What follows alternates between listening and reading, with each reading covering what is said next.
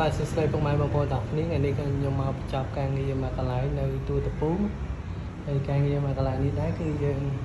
ធ្វើការងារទៅលើបដូរថ្នាំពណ៌អញ្ចឹងហើយ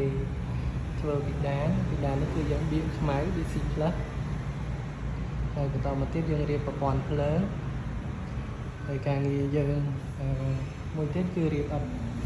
ប្រហោងអត់ខ្យល់នេះវាធ្វើខាងជាអញ្ចឹងស្អាតមួយយ៉ាងដែរបងប្អូនហើយនៅខាងនេះគឺយើងដាក់ពូមិនគ្រាប់ពូបដែតនៅខាងនេះយើងលេខកពូ2គ្រាប់ទៅតឹងមួយទៅដល់មួយស្អាតមួយយ៉ាងដែរបងប្អូនស្រឡះមកមើលទៅហ្នឹងហើយអរគុណពុកម៉ែបងប្អូនទាំងគ្នាហើយបើសិនជាបងប្អូនណាត្រូវការខាងពួកខ្ញុំលេខកផ្ទះអាចទាក់ទងមកពួកខ្ញុំបានយើងជួសជុលកែលម្អផ្ទះឡើងវិញអរគុណ